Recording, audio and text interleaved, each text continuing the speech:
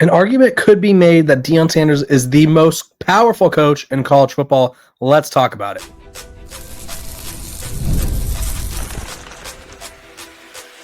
You are Locked On Buffs, your daily podcast on the Colorado Buffaloes, part of the Locked On Podcast Network, your team every day. Welcome to Locked On Buffs. I'm your host, Kevin Borba. Today's episode is brought to you by Monarch Money. Take control of your finances this year with Monarch Money. Use code LOCKEDONCollege at monarchmoney.com for 50% off your first year. We are also brought to you by the Locked On Podcast Network. It's your team every day for free and available wherever you get your podcasts. So make sure to like, subscribe, and follow so you don't miss out on a moment of the coverage. I'm Kevin Borba, like I said, host of Locked On Buffs. I'm also a writer at Athlon Sports, where I cover all things college football. And on today's episode of Locked On Buffs, we're talking about, is Coach Prime the most powerful coach in college football? What does Colorado need to address in the transfer portal again? And is Shedeur's chance in the NFL his last chance in the NFL? We'll talk about it. We'll get there. But first, I saw this great question posed where it was Josh Pate of 24/7 Sports talking about the 5 most powerful coaches in college football. And it was the usual suspects, right? Or the people you would assume, right? It was Kirby Smart, Ryan Day, Dabo Swinney, Steve Sarkisian, right? Kirby Smart, Ryan Day, Dabo, the only 3 coaches who have won the college football playoff out there, right? Since Nick Saban's retirement, there's no other coaches in college football who have been a head coach and won a title. Steve Sarkisian, most influential program possibly in college football.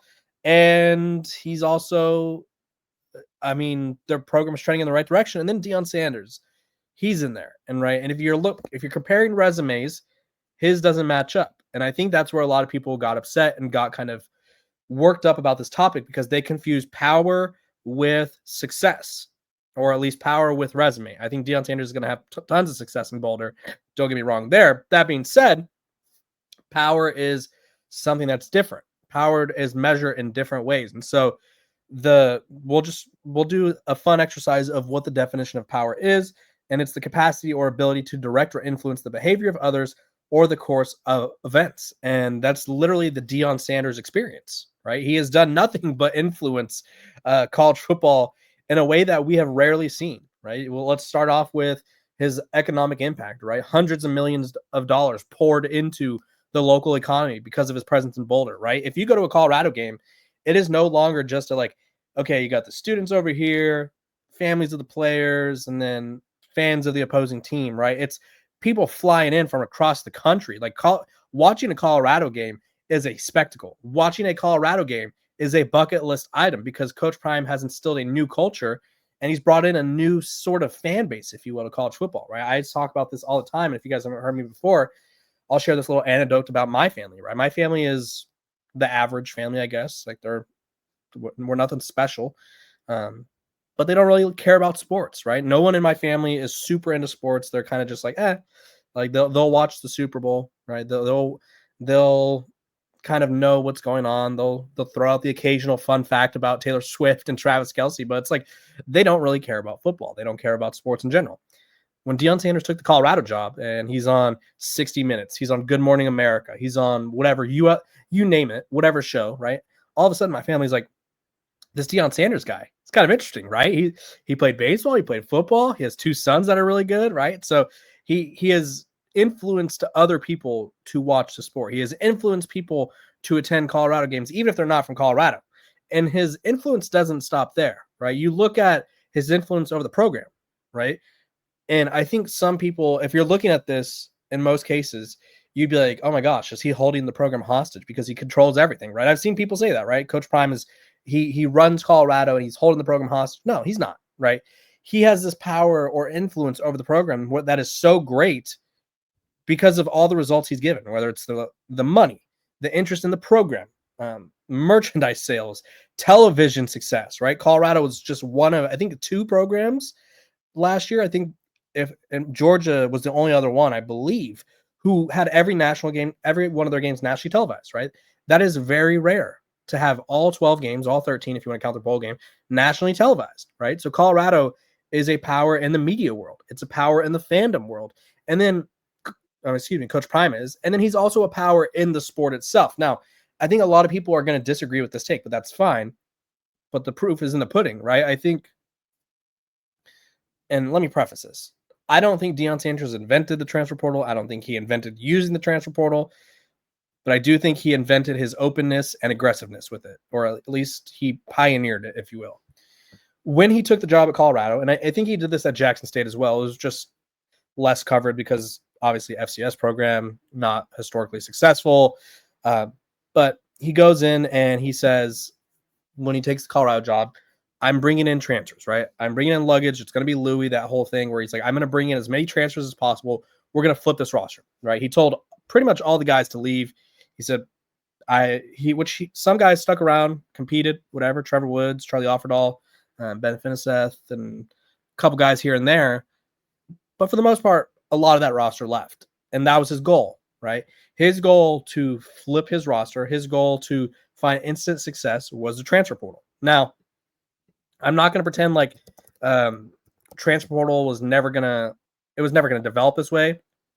But I do think that he helped expedite the process by being so willing to use the portal, right? I think most teams had this mindset where it's like, okay, we want to recruit, we want to have a blue chip roster, because every champion since 2011 has had a blue chip ratio of, I think it's over 51% or more. And that's every champion, right? So if your roster is not 51% 4 or 5 stars, historically speaking, you will not win a championship. Well, now with the playoff being more accessible than ever, people are viewing the transfer portal as sort of their way to combat the fact that, like, hey, this is, for instance, Texas Tech is not going to out recruit Ohio State or Texas for most recruits. That being said, they can throw some money at some experienced transfers and find success. And I think Deion Sanders, for better or for worse, sort of helped pioneer that idea of like, hey, when your program is struggling, or hey, to take your program to the next level, if you are able to go all in on the transfer portal, you will find success. And at first it didn't work, right? He brings in 50 guys. They go 4-8 in year one. It's like, okay, he just cleaned house. He just got rid of all these guys. And then a lot of them left again. A lot of the new guys left. And it was like, okay, did that really work? Then this past year, he goes 9-4, right? They were contending for the Big 12 title. They were contending for the college football playoff. And if you look at teams around the country who are viewed as playoff contenders or dark horses or whatever, there's a lot of coincidences here. And we'll just go through the top transfer classes right now, according to 24/7. LSU, 18 transfers. They're viewed as a contender in the SEC, right? You don't take in 18 transfers and not assume that, like, hey, these are our missing pieces to contend, right? Deion Sanders has prided himself on building a roster that could contend through the portal. And I think a lot of other teams, for one way or another, are doing the same thing. Texas Tech, 21 transfers. 21. They are going all in because obviously with the expansion of the playoff, it's more open now than ever. So programs are seeing an avenue. They're seeing a formula that has worked. And I think Deion Sanders has greatly influenced it. Miami, they were, I think, a win away, right? If I'm not mistaken, from being in the playoff, or a couple wins away. 17 transfers. Ole Miss, they are sort of stuck in this purgatory of like being near the top but not at the top of the SEC. And so what do? They go out and bring in 28 transfers. Florida State, horrible season last year, 2-10. They were a disaster. 23 transfers. Auburn, same thing, bad season. They bring in 19 transfers. North Carolina, Bill Belichick, is he going to develop these guys? Is he just going to go find lacrosse players, baseball players, and be like, hey, you're my future wide receiver. Hey, you're my future DB. I'm sure, I mean, he did do that. I know for a fact he did do that. But he also brought in 34 transfers, right? There's some other notable programs who have brought in hefty loads of transfers. Purdue, complete rebuild with Barry Odom, 50.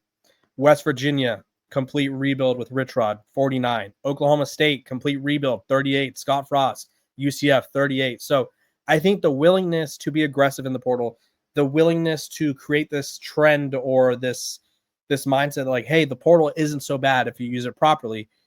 Deion Sanders, I think, is a pioneer for that. And another thing, and it hasn't come to fruition yet, but it shows his influence over the sport. His spring game idea is going to, because of it was too short notice, school, blah, blah, blah. Not everyone got to do it. It was a whole thing. The NCAA pulled out this BS response of like, oh, it's not fair, blah, blah, blah, right? It's going to happen. And Deion Sanders quite literally, I think, came up with the idea. Now, I'm sure other people have discussed it in years past, but he's the one that not only, we'll say, came up with the idea, or at least brought up the idea, but he's the one that made a move to make the idea happen, right? Him and Fran Brown, Syracuse, they went to the NCAA. They said, hey, we want to do this, right? So I do think Deion Sanders, in essence, or in one way or another, is the most powerful coach of college football, or one of the most powerful coaches in college football, because he impacts the game in so many ways, right? He impacts roster construction.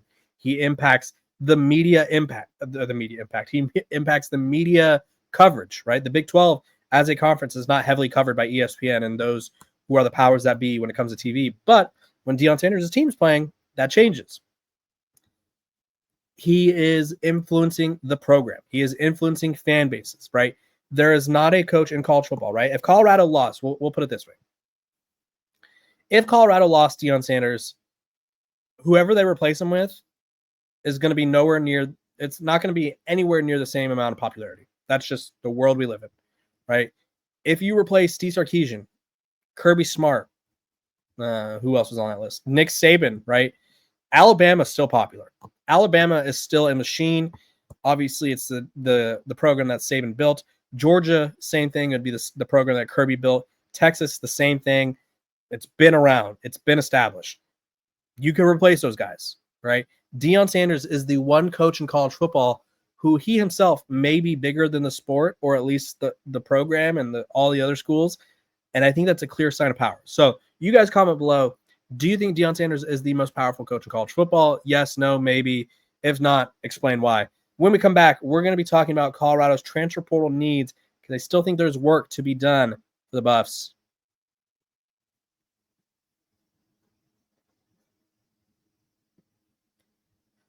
This episode of Locked On Buffs is brought to you by our sponsors over at Supply House. Get the supplies you need from the site made for the skilled trades, Supply House.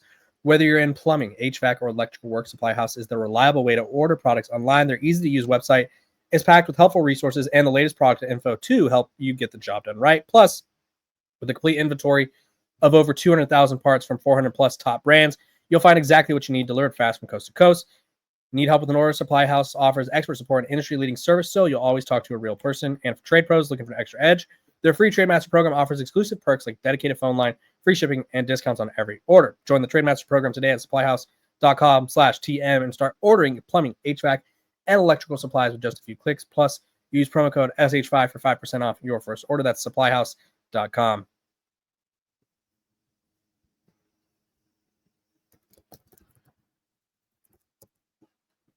Welcome back to Locked On Buffs. Appreciate you guys for tuning in every single day, making me your first listen of the day. We are free and available wherever you get your podcast. Make sure to like, subscribe, and follow so you don't miss out on a moment of the coverage. The Buffs are active. They've been active in the portal, right? It's no surprise here. They have a top 25 class. I think overall, I think they've addressed a lot of needs.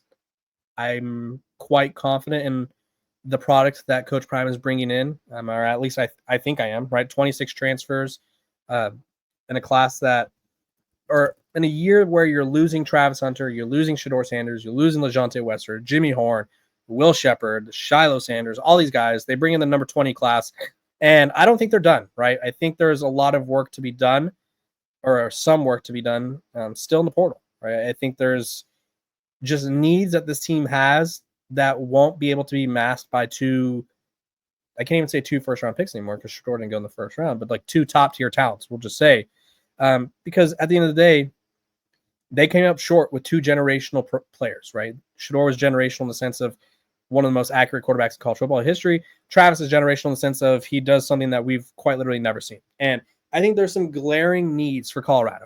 And I feel like they've hit defensive back really hard. They've hit running back pretty decently. I would say they got Caitlin Taylor, the UIW transfer. The position that stands out to me like a sore thumb, where it's like, what are we doing here, is linebacker, right?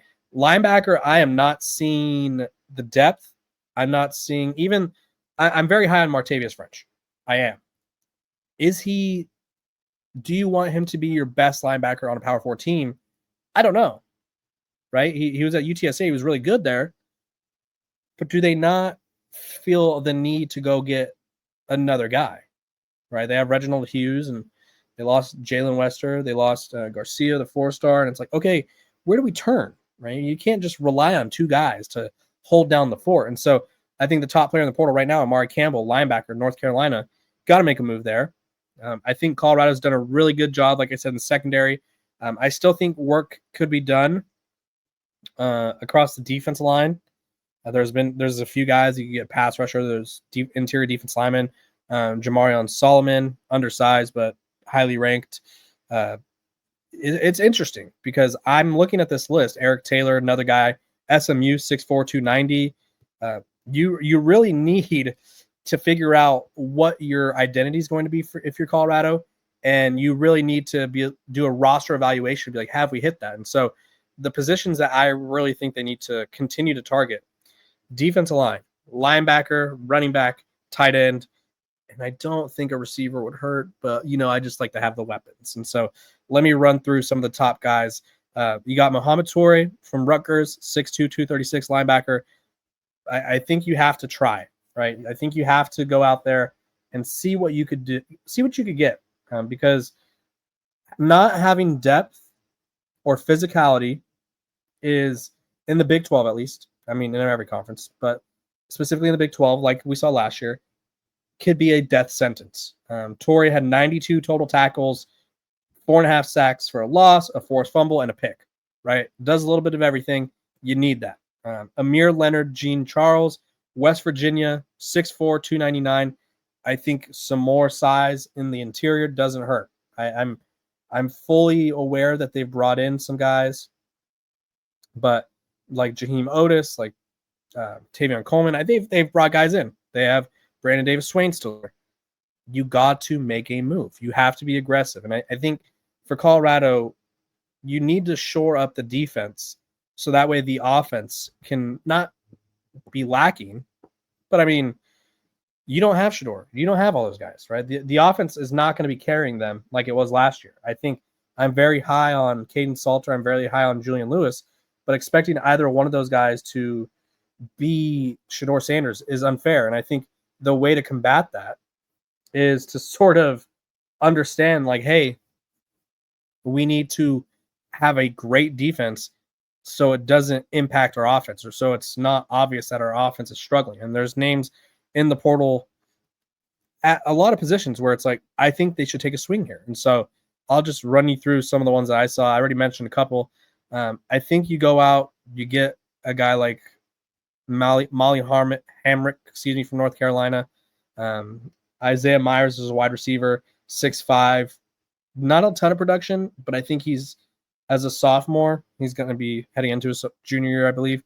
He's a guy where it's like, okay, maybe we take a shot there.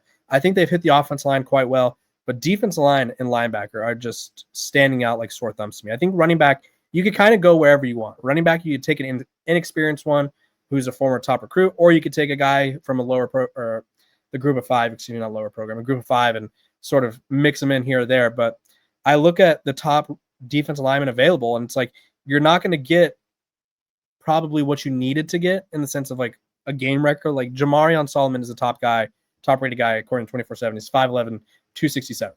That's not going to cut it.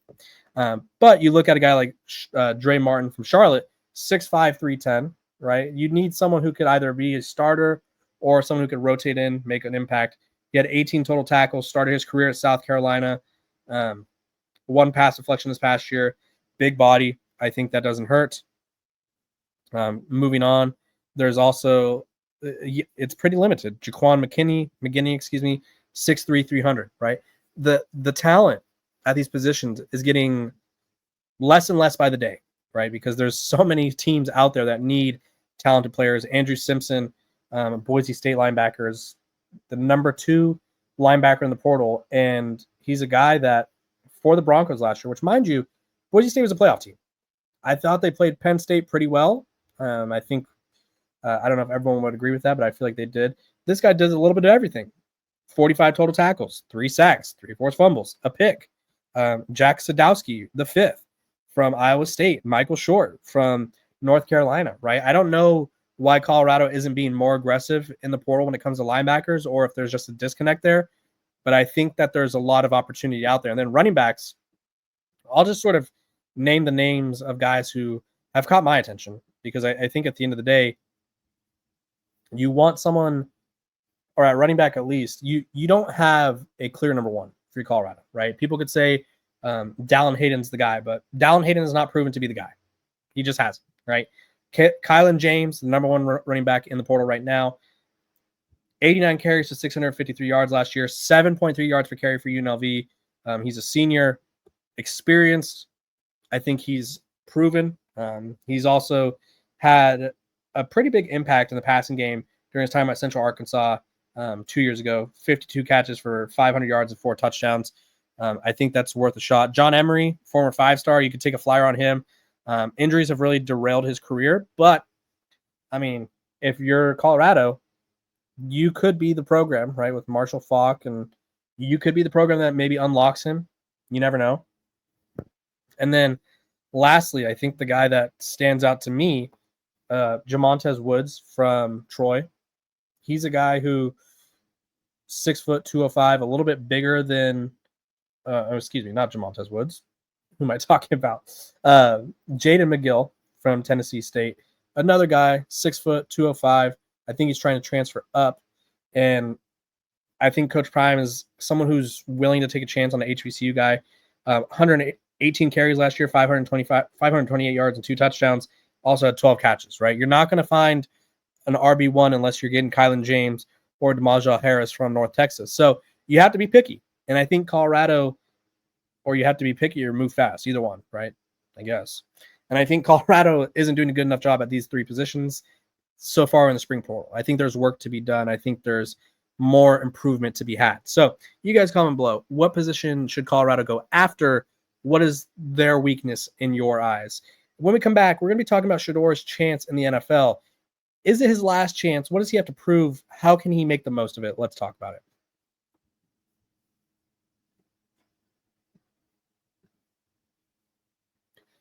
This episode of Locked On Best is brought to you by Monarch Money. Ever check your bank account and wonder, where did all my money go?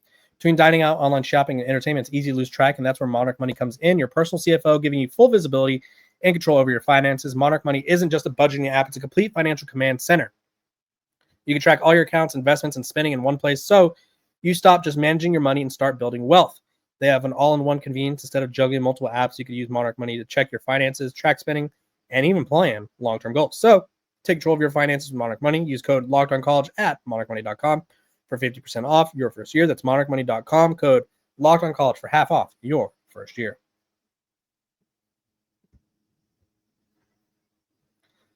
Colorado quarterback Shedeur Sanders. Well, I guess he's now Cleveland Browns quarterback Shedeur Sanders. He is one of the more polarizing players in the NFL already. He is divisive, he's exciting, and he's also a mystery, right?